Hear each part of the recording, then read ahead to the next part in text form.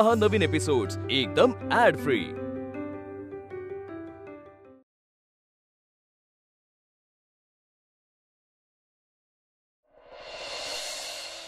खरं तर आज मला पण पाहायचं की रावसाहेब नगरकर त्यांच्या शब्दांचे किती पक्के हा तर ना का त्यांना फक्त दुसऱ्यांच्या आयुष्यांचे निर्णयच घेता येतात, तसं त्यांनी माझ्या आयुष्याचा घेतला। आर्यासोबत लग्न करायचं आणि फक्त हा निर्णय घेऊनच थांबले नाहीत तर ते तिच्या वडिलांना शब्द देऊन मोकळे झाले। आणि आज हे आपल्या घरात जे काही घडवतायत ना, ते फक्त तो शब्द पाळण्यासाठी चाललेली त्यांची धडपड आहे।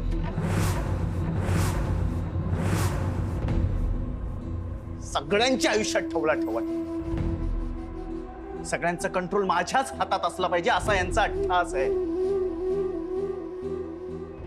आणि त्याच अट्टहासापायी त्यांनी माझ्या आईचं, माझ्या आजीचं आयुष्य हे तुरुंगात असल्यासारखं करून टाकले। स्वतःच्याच घरात असून त्या दोघी आज कैद्यासारखं जीवन जगतायत। कोणाच्या नशिबात काय वाढायचं ना, ते हे ठरवतात। यांचे स्वतःचे नियम आहेत, कायदे आहेत, आणि जो कोणी यांच्या नियमांच्या बाहेर जातो ना, त्या माणसाला हे शिक्षा करतात। म्हणजे आपल्या देशात जरी लोकशाही असली ना, तरी ह्या नगरकरांच्या वाड्यात ह्या रावसाहेबांची स्पष्ट हुकुमशाही आहे।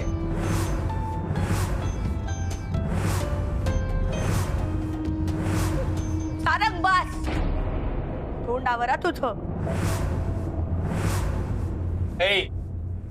बस झालं नाटक तुझं, आज खरंच अति केलंयस तू।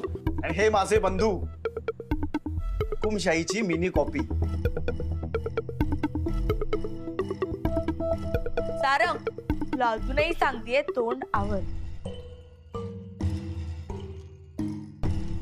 माझा दादा काही बोलत नाहीये ना, म्हणून ह्याचा तोंडाचा पट्टा चालूच राहिलाय।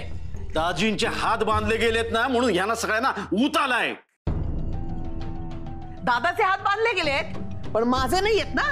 दोन कानाखाली ठेवून देते, मग बरोबर सुचेल ह्याला सगळं। अगं दोन काय, 4 फटके मार। तू आत्तेस माझी आणि तो तुझा हक्क आहे। पण आत्ता मी जे काही बोललो ना, त्यातला एकही शब्द चुकीचा होता हे तू सिद्ध करून दाखव। पण तरी पण तू भानावर ये। गप्पा बसा।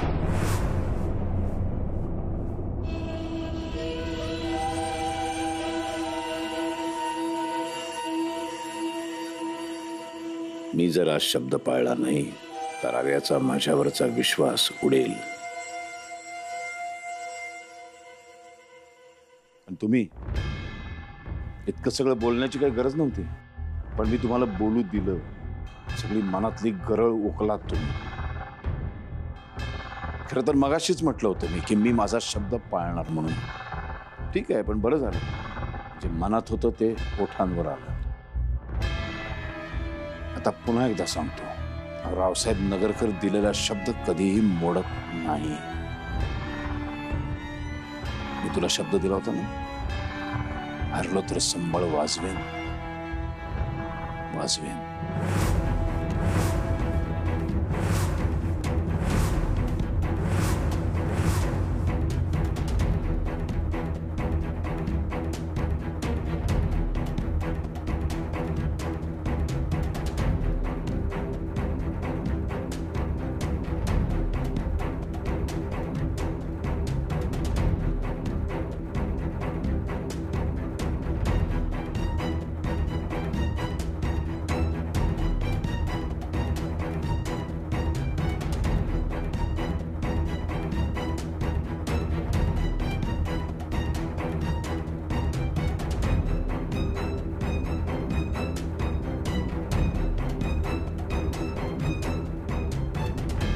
मुक्त्या का हे नाही ग शिकवलं तुला? काय करतेस? थांबव का हे सगळं? मुक्ता तुमची शिकवण बिलकुल विसरली नाही। तिला जे करायचंय ना ते करू द्या, मला विश्वास आहे। मुक्ता कधीच चुकीचं वागू शकत नाही। ती जे काही चांगलं वाईट करते ना, त्याच्या मागे तिचा काही ना काही हेतू हा असतोच।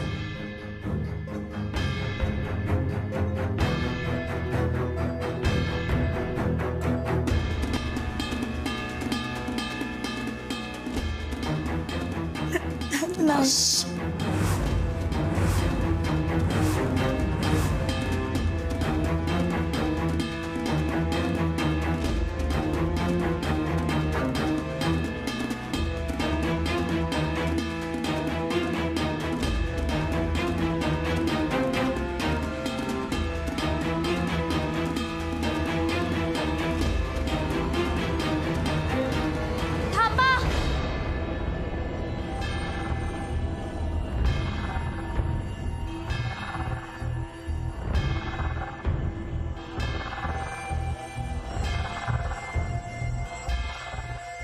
नका वाजवू.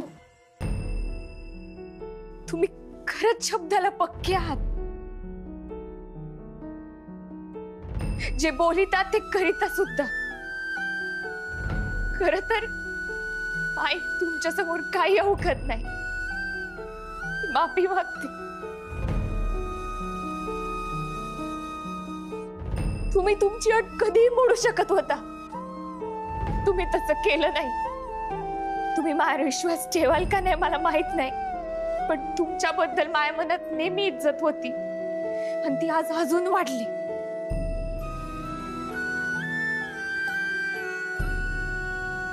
तुम्ही खरंच माणूस म्हणून दादा आहात आणि आजपासून मी तुम्हाला दादाच म्हणणार. तुम्हाला ते आवडणार नाही, पण तरी मी तुम्हाला दादाच म्हणणार. तुम्ही मला सून म्हणून स्वीकारा, नाहीतर नका स्वीकारू. मी जरी संबळ वाजवली नसली तरी माझ्या गळ्यामध्ये संबळ अडकवण्यामध्ये तू यशस्वी झालीस. या मागे तुम्हाला कमी लेखायचा, तुमचा अपमान करायचा अजिबात हेतू नव्हता. तुम्हाला फक्त जाणीव करून द्यायची होती की संबळ वाजवण्यात काही चुकीचं नाही. दादा, काल रात्रभर मी तो संबळ वाजवला नाही, मी तो मिरवला. आमचा अभिमान, आमची भाकर आहे तो संबळ. आणि काल तुम्ही त्याला जमिनीवर ठेवून दिलं. कपाळावरच्या टिळागत मिरवतो आम्ही तो संबळ. संबळ वाजवणं सोपं नाही. त्याला कौशल्य लागित, सराव लागितो, ताकद लागिते. कलाकार म्हणून बघाल ना, तुम्हाला माव म्हणणं पटन. हे आई शपथ सांगितली. या सगळ्या मागे तुमची बेइज्जती करण्याचा अजिबात हेतू नव्हता. अजिबात नव्हता.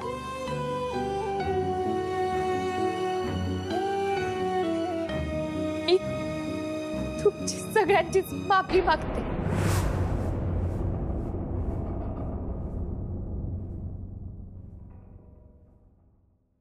पण मी संबळ वाजवणार.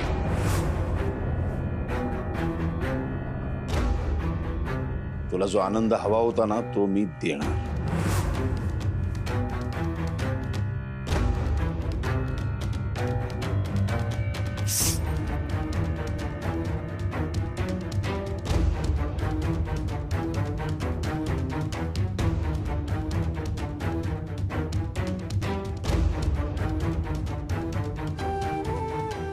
खरंच वाजवू नका. मला तुमचा अपमान नाही करायचाय, पण जे वाजवतात त्यांचं तुम्ही अपमान करू नका. या ते संबळ. मालक, मालक त्या संबळ द्या. द्या मालक.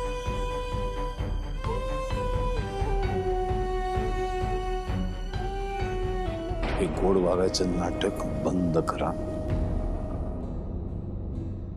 चांगुलपणाचा आळ वाढू नकोस. या गोष्टीची मला भयंकर चीड आहे आणि मला त्याचा खूप त्रास होतो.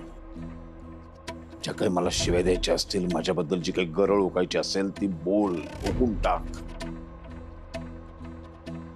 त्या सगळ्यांच्या समोर माझा जर अपमान करायचा असेल तर तो कर. पण हे चांगुलपणाचं नाटक करू नकोस. मला माहित आहे मला चांगुलपणा सहन नाही होत, पण तुम्ही म्हणता म्हणून मी वाईट नाही ना वागू शकत. हो, खरंच माझ्या मनात काही नाहीये.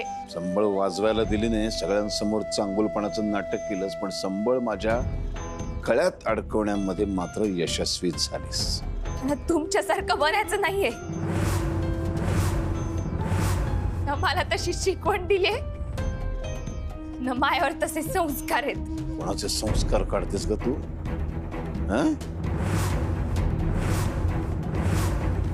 साळसूतपणाचा आव आणू नकोस.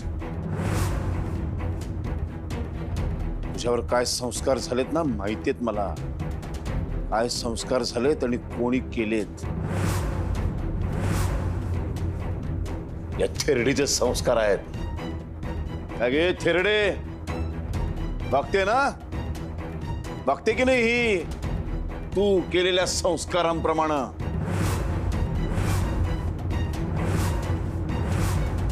हेच हवं होतं ना तुला, हेच शिकवलंस ना तिला तू.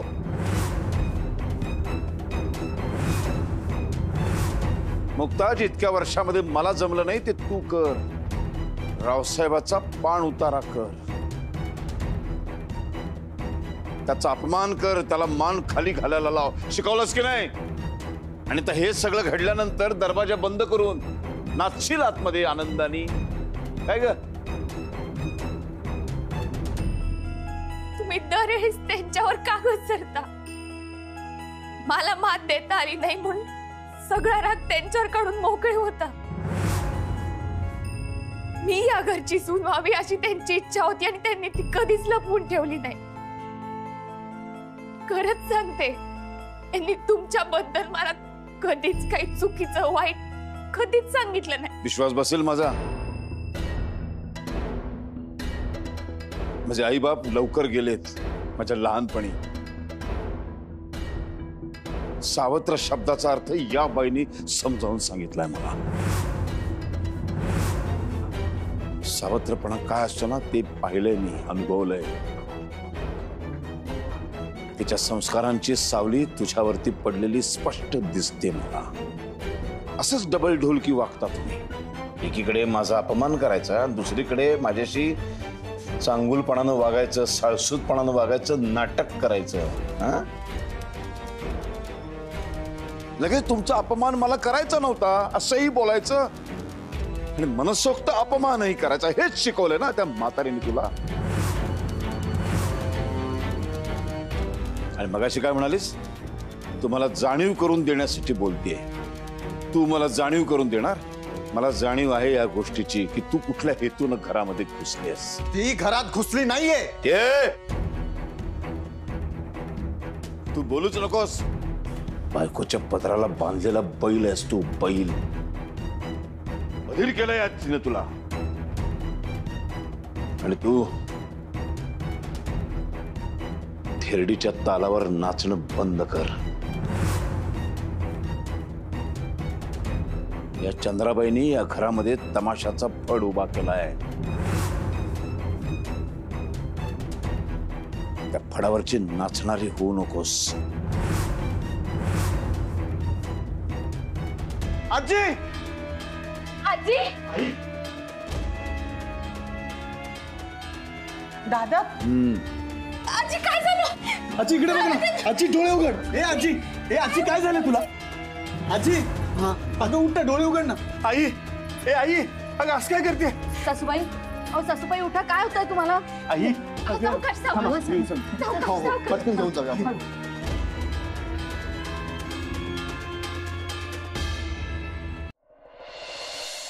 हे सगळं ना त्या मुक्तामुळे होतंय. बाई बाई, किती ग, किती तो संबळाचा धांगडधिंगा. देवी आई, माझ्या आईला काही त्रास नको होऊ दे ग बाई. हो हो, ती बरोबर आहे तुमचं वंश. सासूबाईंना काही झालं ना तर सोडू नका त्या मुक्ताला तुम्ही. कसली सोडतीये तिला मी. बस झालं, बस झालंय अगळ पगळ बोलणं. काय चाललंय? जे काय घडलंय ना त्याला ती म्हातारी जबाबदार आहे. मोठा तिला त्या मुक्ताचा पुळका असतो ना, त्या मुक्ताच्या पाठीशी उभी राहिली, त्याची पळ बघते ती. स्वतः विधवा, पांढऱ्या कपाळाची, तरी सुद्धा गेली गृहप्रवेश करायला. त्याचे परिणाम आहे ते. अगदी बरोबर बोललास तू दादा. अरे उघड्या कपाळाने विधी करणं म्हणजे वाईटच असतं. हो हो, मी सुद्धा ऐकलंय. हा, ही तर सुरुवात आहे. आज म्हातारीवरती उलटलंय, उद्या सारंगवरती उलटू शकतं. आणि म्हणूनच मला ती दोघं एकत्र नको आहेत. दादा हे दोघं. अरे वा, आजीची एवढी काळजी आहे तुम्हाला. म्हणजे मुलगा मुलगी, सून, जावई, नातवंड, नातेवाईकांची एवढी फौज आहे. साधं जागेवरून कुणी हल्लं नाही. अनबिलिव्हेबल आहात यार तुम्ही सगळे. काय आमची सगळ्यांची इतकी घाबरगुंडी उडाली ना की आम्ही अगदी थिजूनच गेलो इथे. हो, मी तर अगदी थबकलेच. म्हणजे मला काय करावं ना काही सुचेचणार. हे किती ओव्हर ऍक्टिंग करता तुम्ही. बस झाली, तुमची सगळी नाटकं समजतायत मला. आणि रावसाहेब नगरकर, माफ करा, म्हणजे तुमच्या परवानगीशिवाय तुमच्या सावत्र आईला बघायला डॉक्टर आणि ECG काढायला एक माणूस बोलावला. दादा त्यासाठी काही पैसे लागतील तेवढे तुम्ही द्या. हा, म्हणजे उधार म्हणून द्या. काळजी करू नका, तुमचा रुपया मी तुम्हाला परत करेन. तुम्ही नका आता काय बोलू. आरडाओरडी वाद नकोय त्या घरात. आपल्याला आजीची काळजी घ्यायला पाहिजे आणि त्यांच्याकडे लक्ष द्यायचं. चला. हो सारंग, मी डॉक्टरांना घेऊन येतो. हो.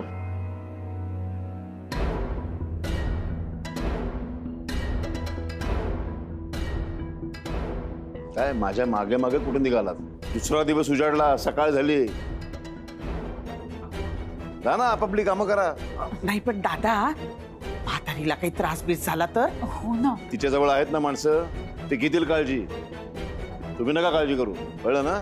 असंही म्हातारीचं वय झालंय. समजा उद्या गचकली तर काय फरक पडतो? आपलं आयुष्य पुढे नेलं पाहिजे की नाही? मग आणि त्यातून तुम्हाला जर कुणाला तिचा पुळका आला असेल, प्रेम उतू चाललं असेल, तर तुम्ही जाऊन बसू शकता तिच्या उशाशी पाय दाबत. चाललंय प्रेम उतू आलाय, पुळका आलाय कोणाला? नाही, मी पण नाही. हा नाही दाजी, आणि आपलं तर अजिबात नाही. हा. ये काय झालं? ये पुढे पुढे इथे. जा ना. काय ते बोल, असं खणखणीत बोल. दादा ते डॉक्टरला घेऊन आईला आली, म्हणजे आईला तपासायला डॉक्टरला घेऊन येऊ का? नशीब विचारलंस, न विचारता जर आणला असतास ना तर. काय रे, जरा पुरुषासारखा वाग ना. जरा अशा प्रसंगामध्ये जरा तुझा मर्दपणा दाखव. हे काय बायकांसारखा करत बसतोस? जा आता, घेऊन ये डॉक्टरला, नाही तर म्हातारी गचकेल. जा. हो.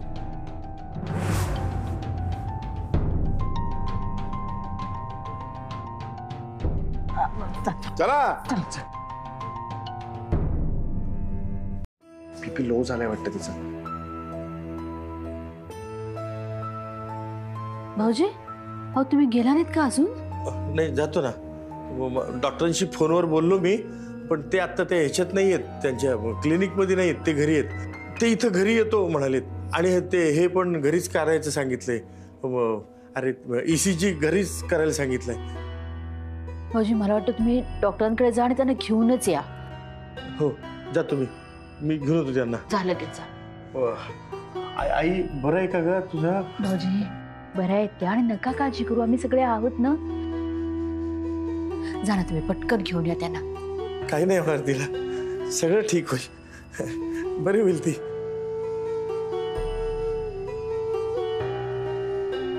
खूप काळजी वाटते अरे त्यांना.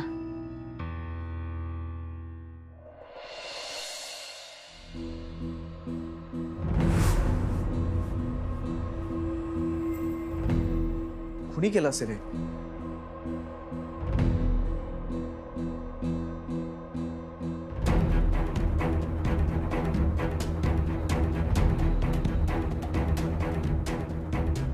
आर्यानेच केलं असणार. आर्या, तू ह्या लेवल पर्यंत जाशील ना असं वाटलं नव्हतं. पण आता रावसाहेबांसारखी हिंसक होत चाललीस. आर्या, प्लीज भानावर ये, प्लीज.